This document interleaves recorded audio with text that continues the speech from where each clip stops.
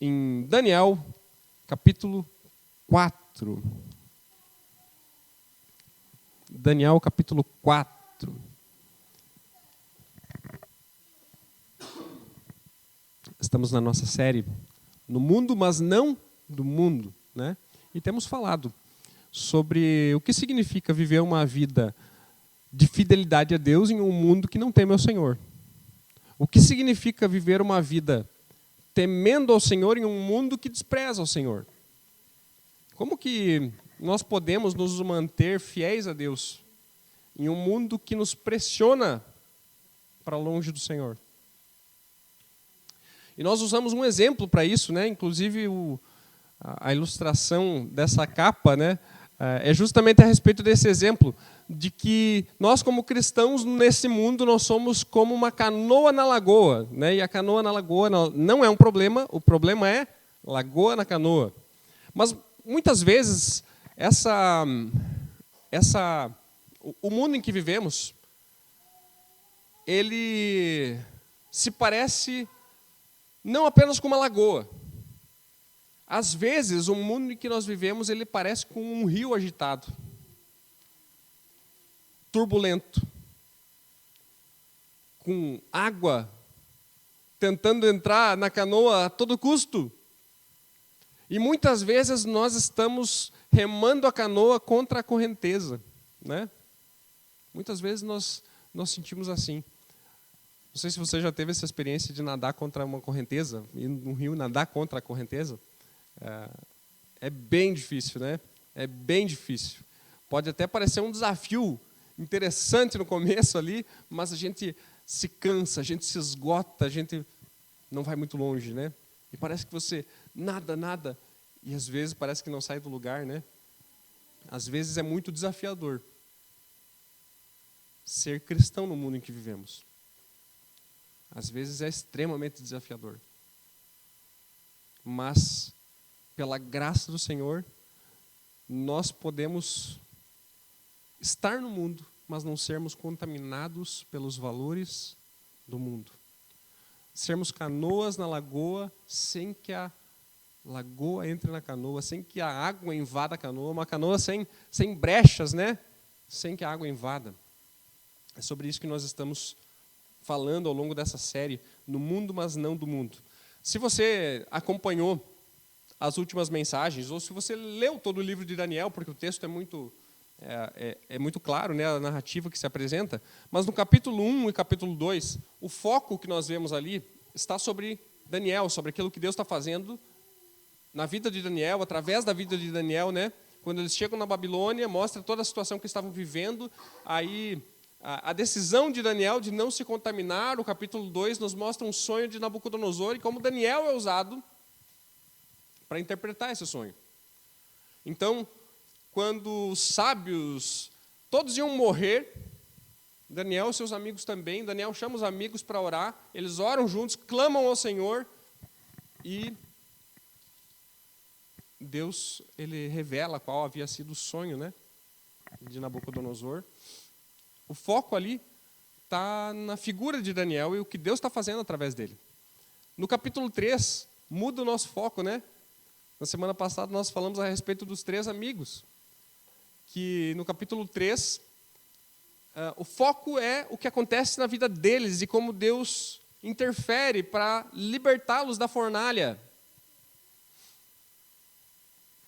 Nós temos o foco em Daniel, nos amigos, e hoje o foco muda um pouco, né?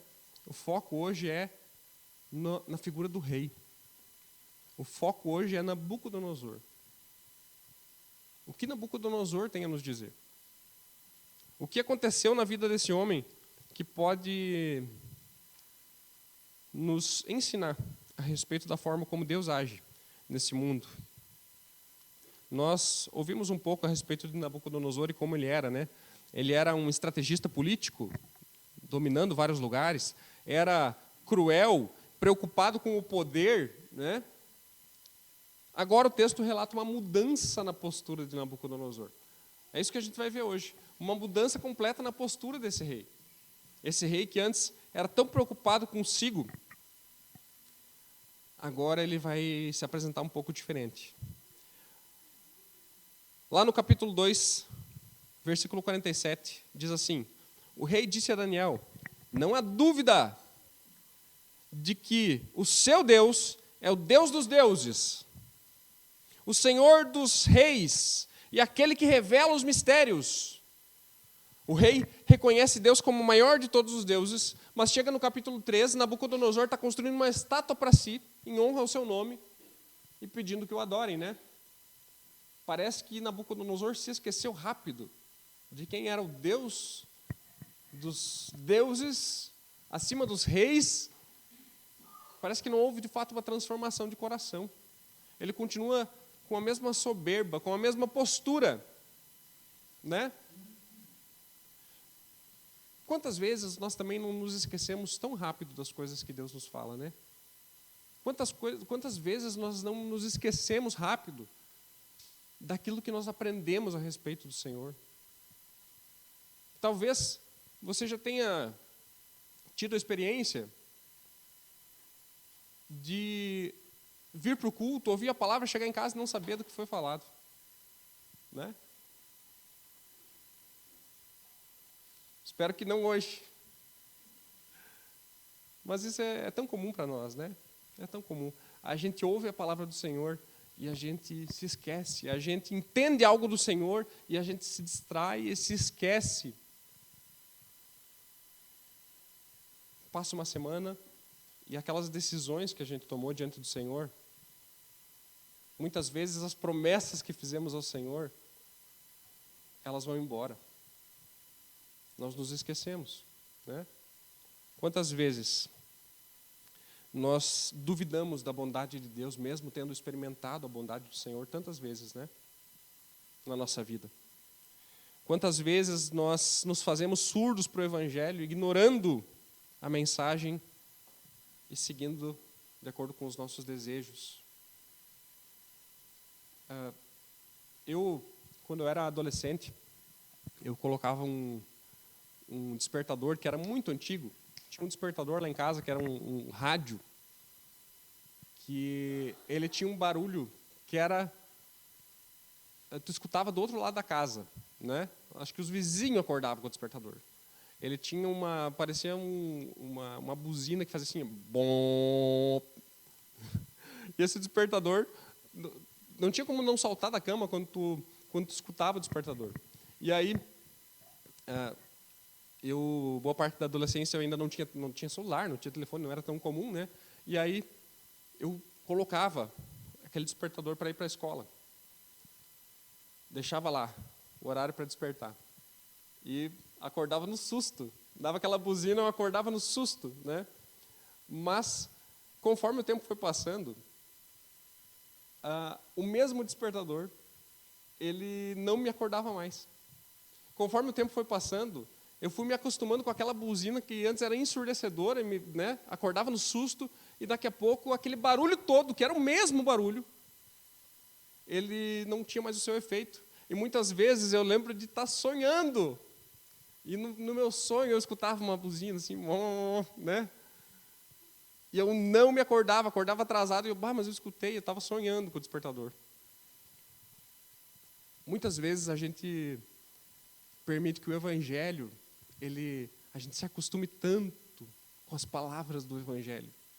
A gente se acostume tanto com a mensagem do Evangelho, que acaba se tornando algo tão comum que já não nos desperta mais.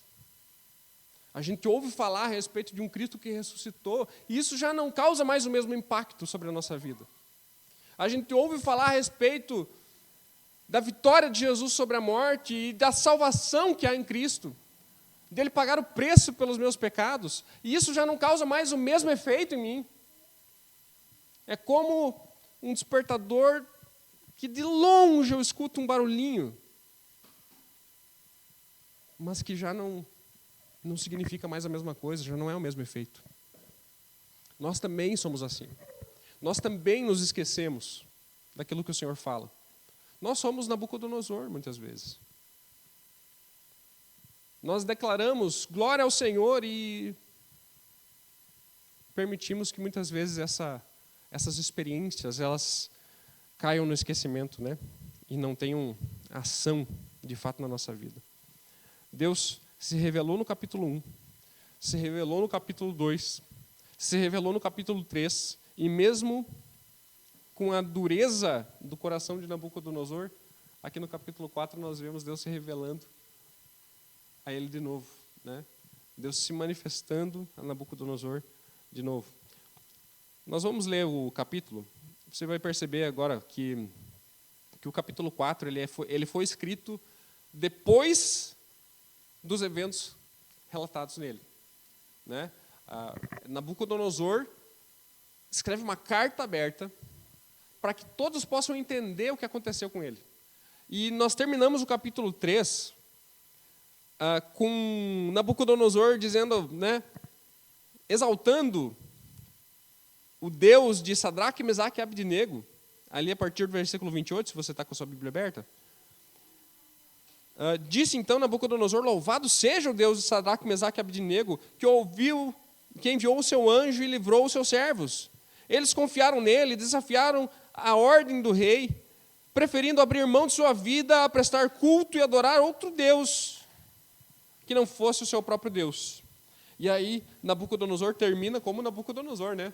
Ele termina dizendo assim: por isso eu decreto que todo homem de qualquer povo, nação ou língua, que disser alguma coisa contra o Deus de Sadraque, Mesaque e Abdenego, seja despedaçado, e essa casa transformada em montes de entulho, pois nenhum outro Deus é capaz de livrar alguém dessa maneira. Olha só, Nabucodonosor, ele entende que Deus é poderoso, mas ele é Nabucodonosor, é assim que ele sabe agir, né? Na base da intimidação, das ameaças. E termina com uma grande ameaça. E a gente sabe que o coração do homem ele não é transformado com ameaças, né? Ele não é transformado. E Nabucodonosor custa entender isso. Custa entender. Nós entramos no capítulo 4, é outra pessoa. Parece completamente outra pessoa nos relatando algo que aconteceu em sua vida. Vamos ler? Vamos ler juntos. Vai estar projetado na tela também. Se você não tem a sua Bíblia, você pode acompanhar na tela. O texto diz assim: o rei Nabucodonosor, aos homens de todas as nações, povos e línguas que vivem no mundo inteiro. Paz e prosperidade. Tenho a satisfação de falar-lhes a respeito dos sinais e das maravilhas que o Deus Altíssimo realizou em meu favor. Como são grandes os seus sinais, como são poderosas as suas maravilhas. O seu reino é um reino eterno e o seu domínio dura de geração em geração. Eu, Nabucodonosor, estava satisfeito e próspero em casa, no meu palácio. Eu tive um sonho que me deixou alarmado. Estando eu deitado em minha cama, os pensamentos e visões que passaram pela minha mente deixaram-me aterrorizado. Por isso decretei que todos os sábios da Babilônia fossem trazidos à minha presença para interpretarem o sonho para mim. Quando os magos, os encantadores, astrólogos e os adivinhos vieram, contei-lhes o sonho, mas eles não puderam interpretá-lo. Olha só, você lembra do primeiro sonho de Nabucodonosor? Qual foi a ordem do rei? Ele chama toda essa galera, chama os sábios, os astrólogos, chama todo mundo. E ele diz assim: não, eu não vou contar o sonho. Vocês me contem o sonho e deem a interpretação. Agora parece que Nabucodonosor está facilitando um pouco as coisas, né? Ele chama todo mundo e não chama Daniel. E ele já fala assim, ó, eu vou tentar facilitar para vocês. Me deem a interpretação. Ele conta qual é o sonho. Parece que Nabucodonosor ele não estava querendo ouvir Daniel aqui, né? Parece que Nabucodonosor ele tinha uma leve impressão de que se Daniel viesse, teria uma mensagem negativa. Por isso que ele estava aterrorizado. Ele estava entendendo já que a mensagem não era uma coisa boa, né? E aí o texto continua. Por fim veio Daniel à minha presença e eu lhe contei o sonho.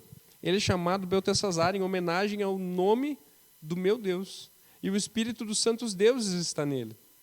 Eu disse: Beltesazar, chefe dos magos, sei que o espírito dos santos deuses está em você, e que nenhum mistério é difícil demais para você. Vou contar-lhe o meu sonho, interprete-o para mim. Essas são as visões que tive quando estava deitado em minha cama.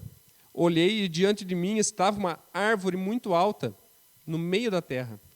A árvore cresceu tanto que a sua copa encostou no céu.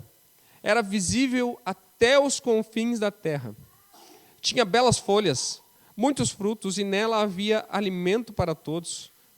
Debaixo dela os animais do campo achavam abrigo, e as aves do céu viviam em seus galhos. Todas as criaturas se alimentavam daquela árvore. Nas visões que tive deitado em minha cama, olhei e vi diante de mim uma sentinela, um anjo que descia do céu.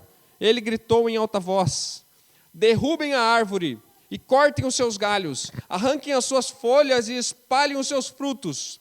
Fujam os animais debaixo dela e as aves dos seus galhos, mas deixem o toco e as suas raízes presos com ferro e bronze.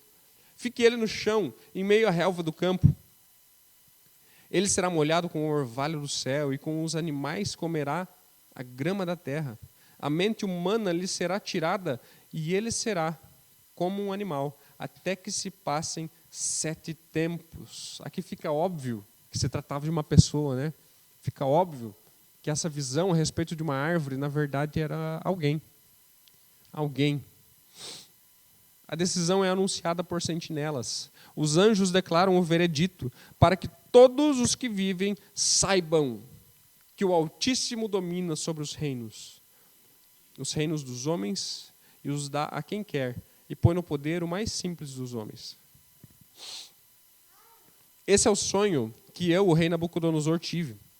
Agora, Beltesazar, diga-me o significado do sonho, pois nenhum dos sábios do meu reino consegue interpretá-lo para mim, exceto você, pois o espírito dos santos deuses está em você. Então Daniel, também chamado Beltesazar, ficou estarrecido por algum tempo, e os seus pensamentos o deixaram aterrorizado. Então o rei disse: Beltesazar, não deixe que o sonho ou a sua interpretação o assuste. E Beltesazar respondeu: meu senhor, quem dera o sonho só se aplicasse aos teus inimigos, e o seu significado somente aos teus adversários. A árvore que viste, que cresceu e ficou enorme, cuja copa encostava no céu, visível em toda a terra, com belas folhas e muitos frutos, na qual havia alimento para todos, abrigo para os animais do campo, morada para as aves do céu, nos seus galhos. Essa árvore, ó rei, és tu. Tu te tornaste grande e poderoso, pois a tua grandeza cresceu até alcançar o céu, e o teu domínio se estende até os confins da terra. E tu, ó rei, viste também uma sentinela, o anjo que descia do céu e dizia: derrubem a árvore e destruam-na, mas deixem o toco e suas raízes presos com ferro e bronze. Fique ele no chão, em meio à relva do campo. Ele será molhado com o orvalho do céu e viverá com os animais selvagens até que se passem 7 tempos. Essa é a interpretação, ó rei. E esse é o decreto que o Altíssimo emitiu contra o rei, meu senhor. Tu serás expulso do meio dos homens, e viverás com os animais selvagens. Comerás capim como os bois, e te molhará com o orvalho do céu. Passarão 7 tempos, até que admitas que o Altíssimo domina sobre os reinos dos homens, e os dá a quem quer. A ordem para deixar o toco da árvore com as raízes significa que o teu reino te será devolvido, quando reconheceres que os céus dominam. Portanto, ó rei, aceita o meu conselho, renuncia a teus pecados e a tua maldade, pratica a justiça e tem compaixão dos necessitados.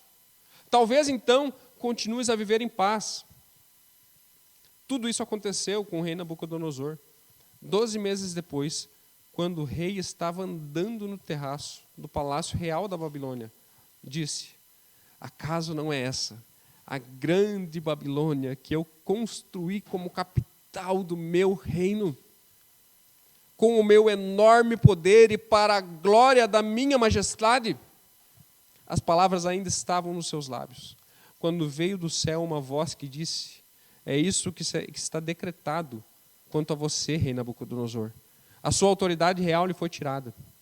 Você será expulso do meio dos homens, viverá com os animais selvagens e comerá capim com os bois.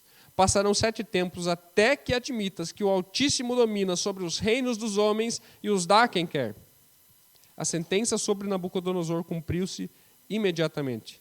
Ele foi expulso do meio dos homens e passou a comer capim como os bois. O seu corpo molhou-se com o orvalho do céu, até que os seus cabelos e pelos cresceram como as penas da águia, as suas unhas como as garras das aves.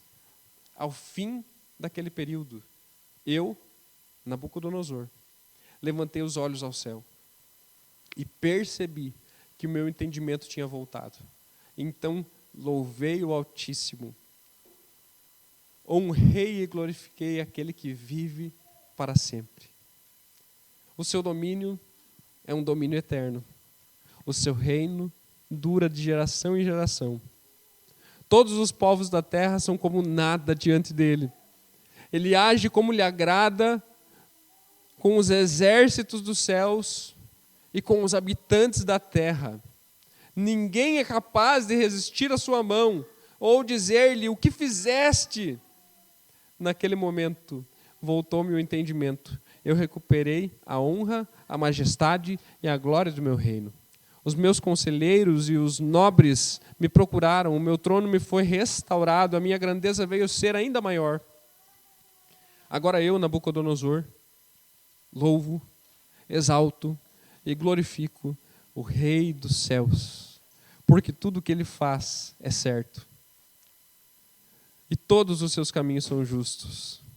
E ele tem poder para humilhar aqueles que vivem com arrogância. Que relato, né? Olha só. Esse homem,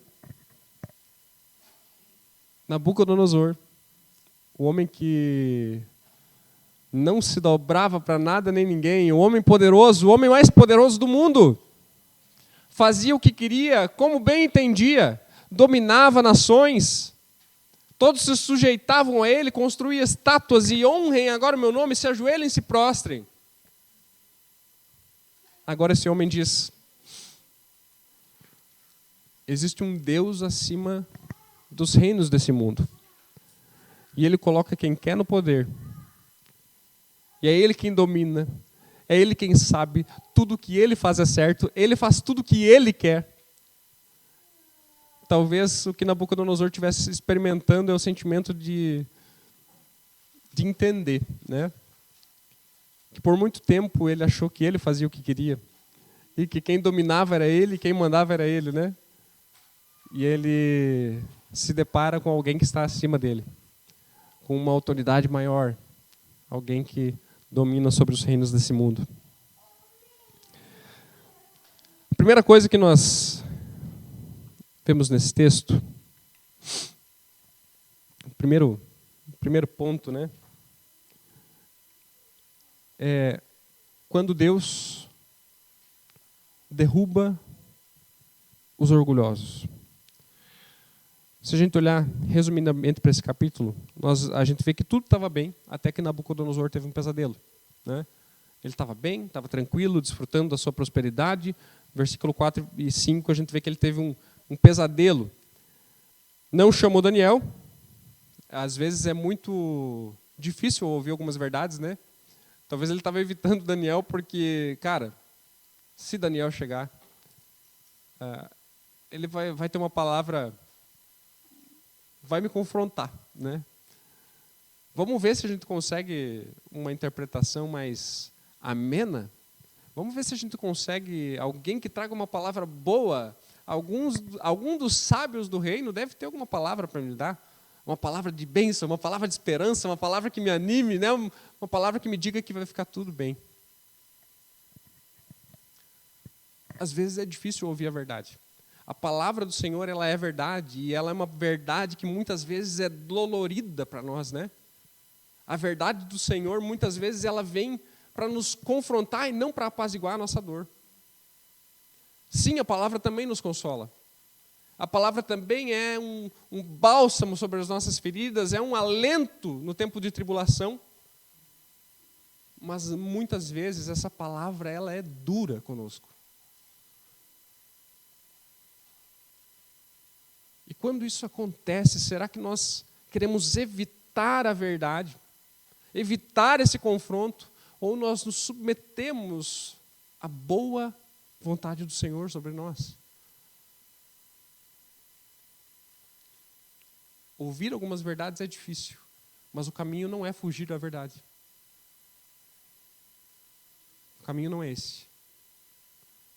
Nabucodonosor estava a caminho de entender isso, né? Fugir da verdade não é o melhor caminho. Aí no versículo 10 em diante, ele revela o sonho dele, uma árvore que cresce, cresce, cresce, uma árvore grandiosa, né? Até que um anjo ordena que ela seja derrubada.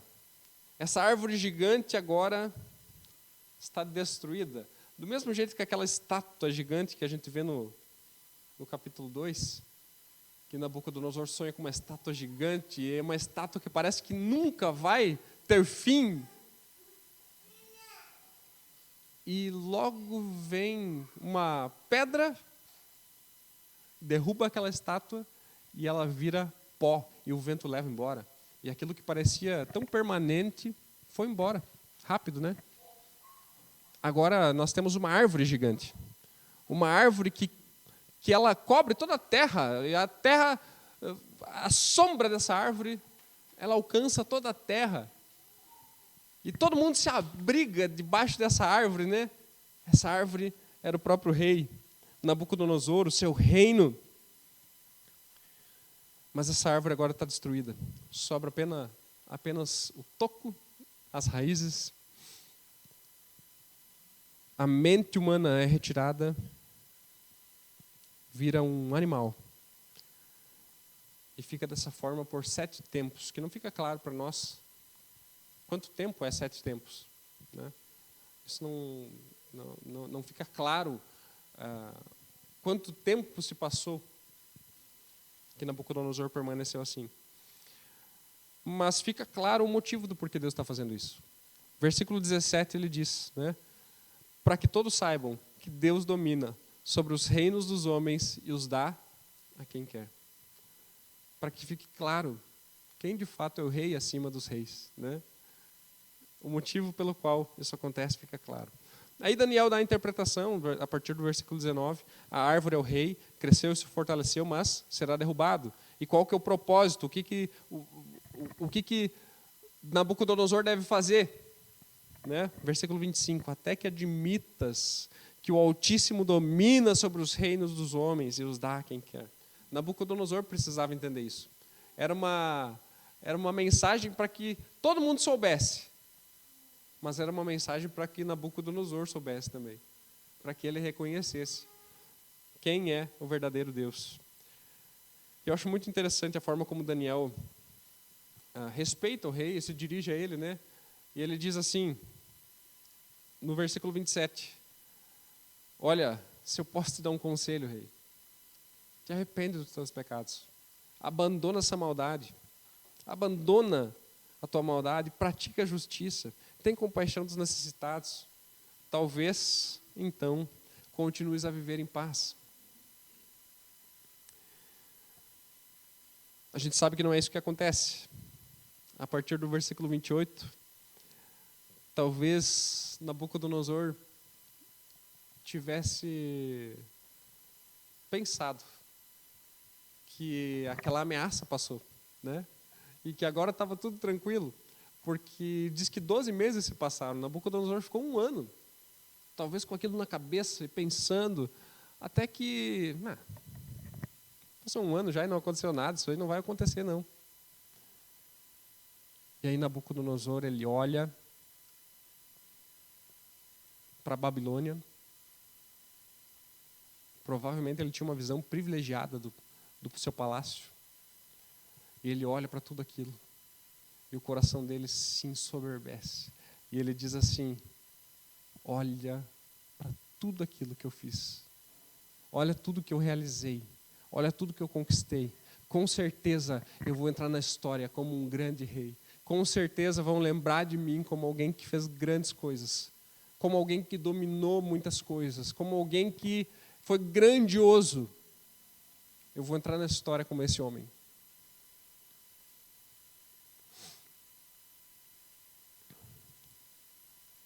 Eu fiz.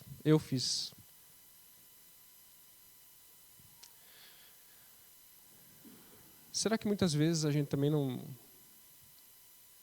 assim como Nabucodonosor, a gente também não pensa, eu fiz, eu mereço, eu sou bom, eu mereço isso, ou eu não mereço o que eu estou passando, eu merecia mais.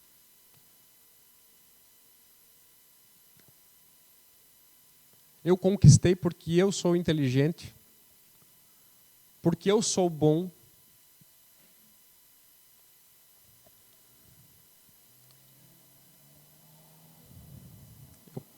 E a gente pode não ser um rei que domina toda a terra, né? Com um grande domínio como Nabucodonosor, mas o nosso coração ele almeja grandes coisas, né?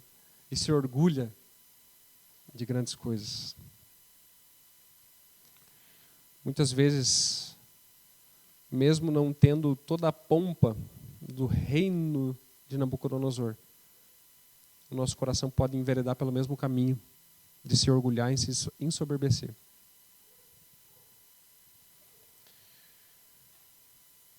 Às vezes parece que Deus está atrasado, né? Nabucodonosor, não vai mais acontecer. Parece que Deus deixou de cumprir, ou que Deus está demorando demais. No caso de Nabucodonosor, ele nem queria que se cumprisse, né? Mas demorou tanto tempo que parecia que não ia mais acontecer. E assim também acontece com algumas coisas na nossa vida. Lembra de Abraão? Quando Abraão recebe a promessa de um filho, de uma descendência. Você lembra quanto tempo que se passa até que essa promessa seja cumprida? Mais ou menos uns 25 anos, desde que Abraão recebe a promessa até que a promessa se cumpra.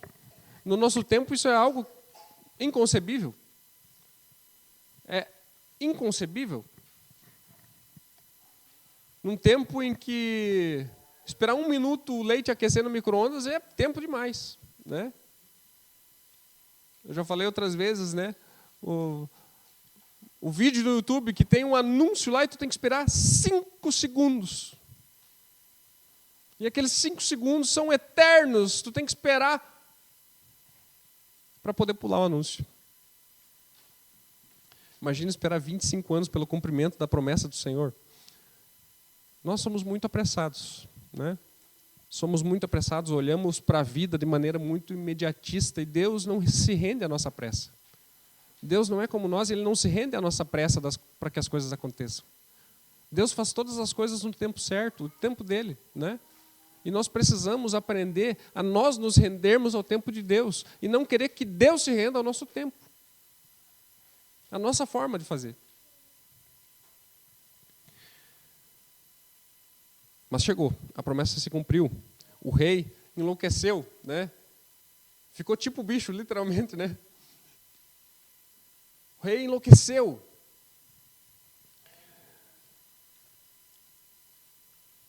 Talvez se julgava merecedor de grandes coisas, autor de grandes feitos, muito esperto e muito inteligente, porque ele era muito articulado, ele era alguém que tinha estratégias muito boas, né? Mas Deus mostra para ele que essa inteligência, essa capacidade também não vem dele, né? No momento que Deus faz assim, Nabucodonosor já nem sabe mais quem é direito. Quem nos dá até a própria capacidade intelectual, de raciocínio, para compreensão, para estudo, para capacitação para o nosso trabalho, quem nos dá tudo isso é o próprio Deus.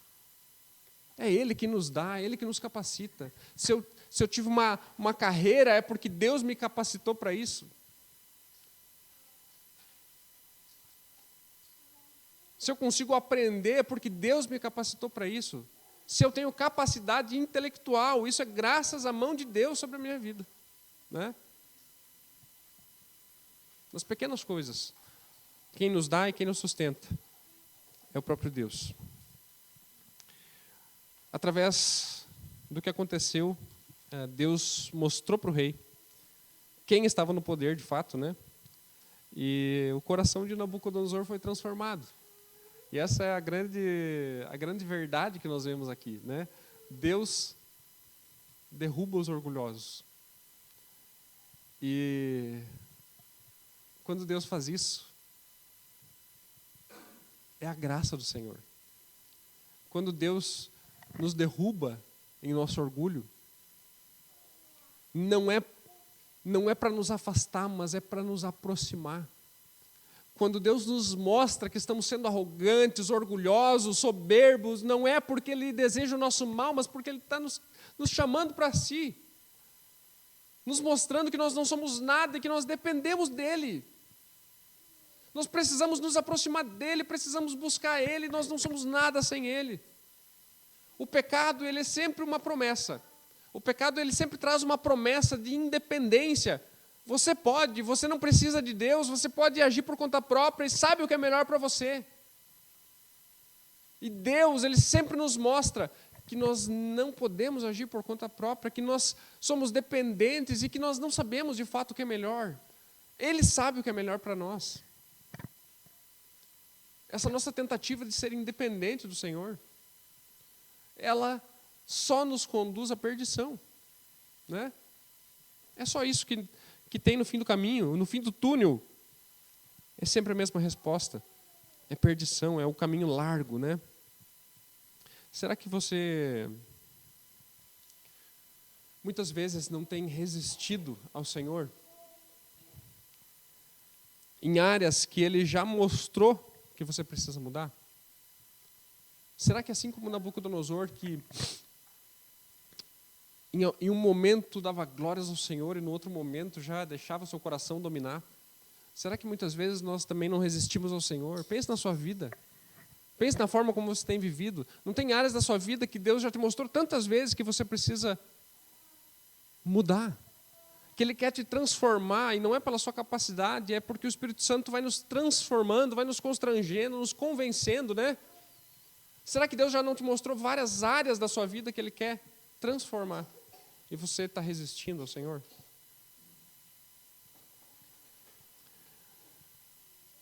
E talvez, assim como Nabucodonosor, se sentindo seguro, né? Imune. Nada vai acontecer. Isso não é uma ameaça. Eu não estou dizendo que todo mundo que não obedecer vai ficar louco, né? Mas o pecado, ele vai nos deixando cada vez mais insanos mesmo, né? Nabucodonosor, ele se transformou num tipo de animal. Estava numa condição bem esquisita, né? Parecendo um animal. Mas não é o processo que o pecado vai fazendo na nossa vida? Vai nos animalizando? Não é isso que o pecado faz conosco? Estava conversando com alguém essa semana e estava falando exatamente a respeito disso. O mundo tem dito que tudo que importa é você viver de acordo com aquilo que o seu coração manda. O mundo tem dito que você não pode negar os prazeres para você mesmo e você não pode negar os desejos do seu coração. E se te faz bem, é bom. Se te deixa feliz, é correto. Então faça, ouça a voz do seu coração. É isso que nós ouvimos, né? Porém, sabe quem vive de acordo com os desejos do seu coração? Sabe quem vive de acordo com os desejos, impulsos da sua natureza? Animal. É bicho, né? É bicho que vive assim. E nós nos sentimos tão superiores, nós nos sentimos tão evoluídos em entender que eu preciso viver de acordo com os desejos do meu coração. Quando, na verdade, a gente está permitindo que o pecado nos transforme em animais. Que a gente viva como bicho, de acordo com os impulsos da nossa carne, os impulsos da nossa natureza. desprezando a vontade do Senhor, desprezando a palavra do Senhor, desprezando a capacidade que o Senhor nos dá de raciocinar, entender aquilo que é bom e aquilo que não é. Isso não é evolução em lugar nenhum, né? É um grande retrocesso.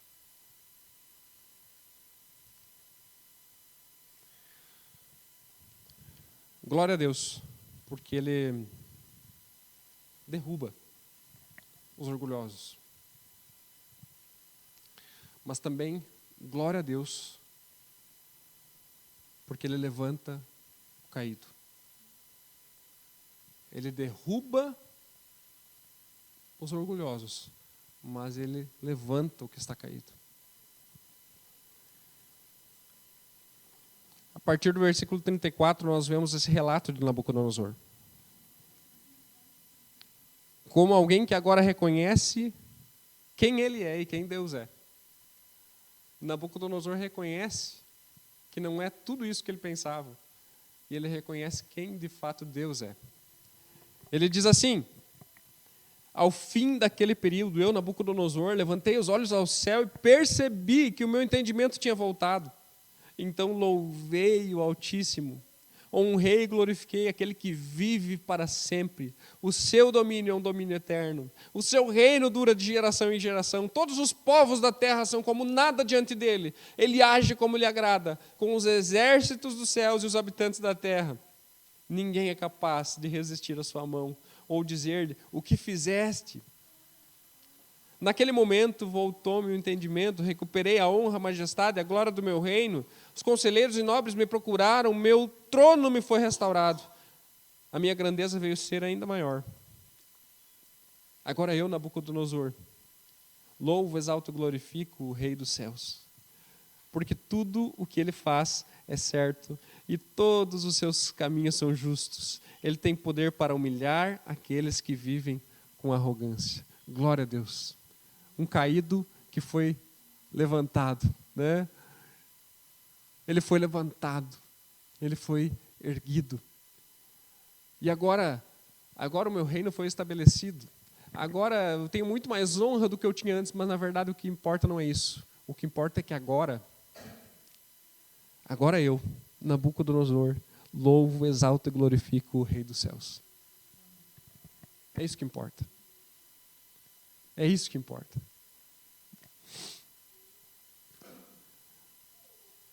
Do topo do palácio, exaltado na sua própria glória, né? Ao campo, junto com os animais. Foi assim que Deus rendeu o coração desse homem. Foi assim que Deus fez com que Nabucodonosor se rendesse a ele, né? Processo de conversão. Lá no meio dos animais, pouco a pouco, Nabucodonosor foi reconhecendo aquilo que ele já deveria ter aprendido há muito tempo, né? No capítulo 1, 2 e 3, nós já temos motivo suficiente para que esse rei se dobre. As bênçãos que Deus faz, as coisas boas que Deus faz, os livramentos que Deus dá, né? A interpretação, os milagres realizados deveriam ser o suficiente, mas não são. Nabucodonosor precisa ser derrubado. Não foi através das bênçãos recebidas que ele entendeu quem é o Senhor. Foi através da disciplina do Senhor. E quando Deus nos disciplina é porque Ele nos ama. Assim como Deus ama o filho a quem disciplina, assim o pai disciplina o filho por amor, né? A palavra nos diz isso, que Deus disciplina os filhos a quem Ele ama.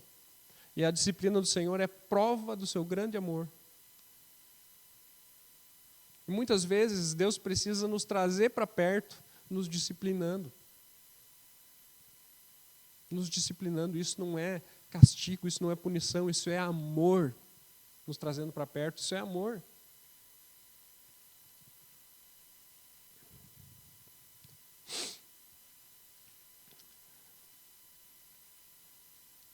Deus realizou a conversão de Nabucodonosor, né? E ela começou com o reconhecimento da sua condição. Assim é com a gente também. Já estamos encerrando, eu quero te convidar a refletir a respeito disso. A conversão começa com o reconhecimento da nossa condição. Nós nos tornamos aptos para receber o reino do Senhor quando nós compreendemos a nossa condição. Nós somos pecadores, nós estamos afastados do Senhor, estamos separados de Deus. Essa é a nossa condição. Nós não temos condição de pagar pelo nosso pecado. A Páscoa é sobre isso, né?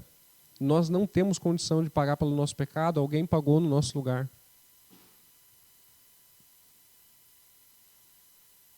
O reconhecimento dessa condição nos capacita a receber aquilo que só pode ser recebido pela graça. É exatamente sobre isso o dia de hoje.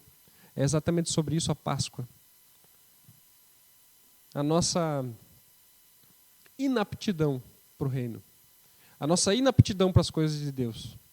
É a nossa dependência completa de que Ele faça algo a respeito disso. Nós não somos merecedores. Nós não somos bons. Nós não somos suficientemente bons para merecer nada do Senhor.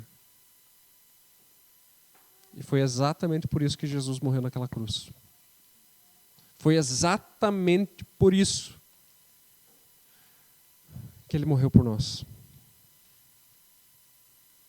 Sem reconhecer isso, nós não podemos chegar a Deus.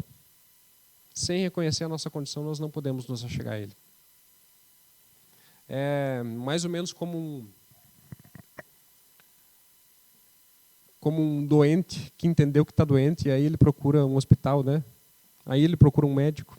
Quando a gente não reconhece que está doente, não sei você, eu não tenho costume de passear no hospital e dizer assim, só vim ver como é que estão as coisas por aqui, né? Só vim ver se está tudo certo. Eu estou bem, está tudo certo comigo, né? Coitado desses aí que estão doentes, precisando de ajuda. A gente vai no hospital quando a gente reconhece que a gente precisa de ajuda. A gente vai a Deus quando a gente reconhece que a gente não consegue se salvar sozinho, né? Quando a gente abriu mão do nosso merecimento. Será que esse Deus ainda continua agindo hoje? Será que esse Deus ainda age hoje? Será que esse Deus ainda salva pessoas? Será que esse Deus ainda derruba os orgulhosos? Será que Ele ainda levanta aquele que está caído? Será que esse agir de Deus, Ele continua?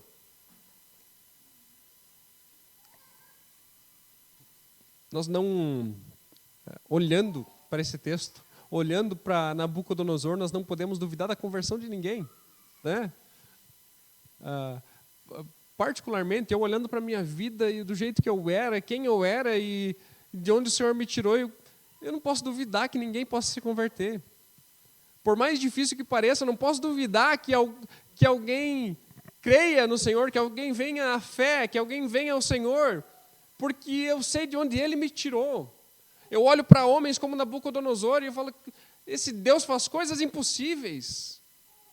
Como é que eu vou duvidar? Muitas vezes nós nos acanhamos em falar a respeito do Evangelho, falar a respeito de Jesus, porque nós pensamos, tal pessoa tem um coração duro.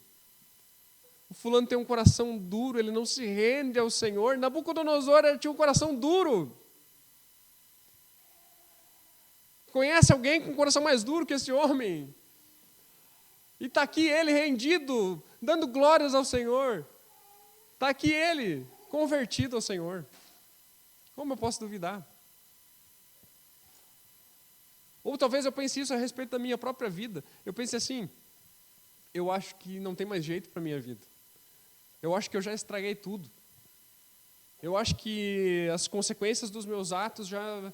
Sabe, Deus não me ama, não tem como Ele me salvar. Deus não pode me tirar do buraco que eu me enfiei.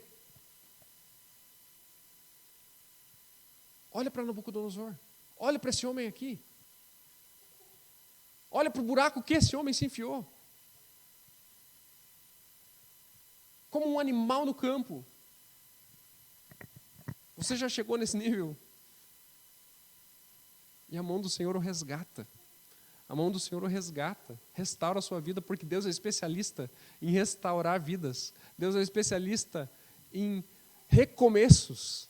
Né? Em recomeços. Nós podemos recomeçar. Essa é a grande notícia do Evangelho. Nós podemos recomeçar. Nós podemos ter um relacionamento restaurado com o Senhor. É a grande notícia. O que eu faço com essa notícia?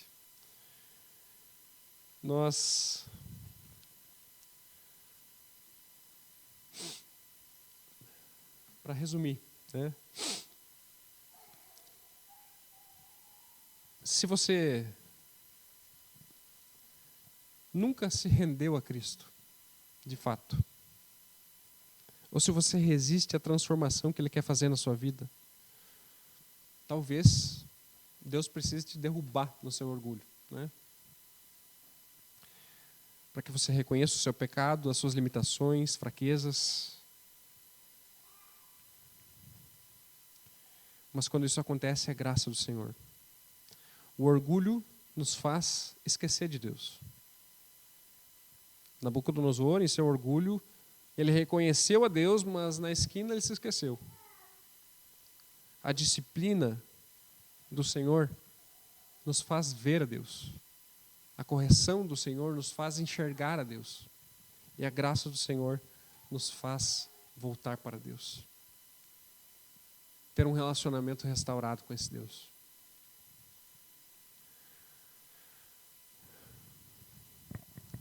Não existe boa nova para quem pensa que não precisa. Não existe boa notícia, não existe evangelho para quem pensa que é forte. Não existe lugar na mesa do Senhor para os fortes. Existe lugar para o fraco, para o pobre de espírito, para o pecador arrependido, para aquele que entendeu que não é nada e depende do Senhor. Amém? Senhor, obrigado, Pai. Que exemplo maravilhoso do teu grande poder e da tua grande graça em transformar a vida de um homem como esse.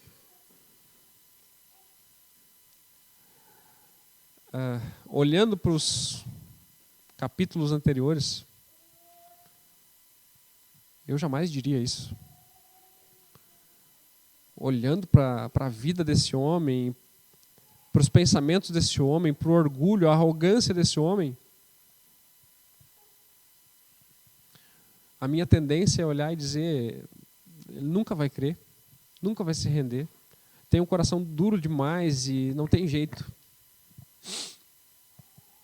Mas o Senhor, o Deus soberano, nos derruba em nosso orgulho e nos levanta quando estamos caídos.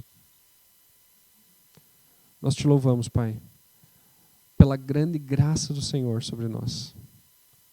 A grande misericórdia que não nos deixa confortáveis nos nossos pecados, mas nos transforma, trabalha em nossa vida, trabalha em nosso coração, nos trata e nos faz novos em Ti. Obrigado pela possibilidade de um recomeço contigo, Deus. Obrigado pela possibilidade de uma nova vida contigo. Mesmo quando eu já nem acho que mereço nada. É exatamente aí onde a tua graça se manifesta. Muito obrigado. Obrigado por essa noite. Obrigado por esse culto. Obrigado pela vida de cada irmão que se chegou até aqui. Que o teu Espírito Santo faça com que essa palavra cale em nossos corações. No nome santo de Jesus.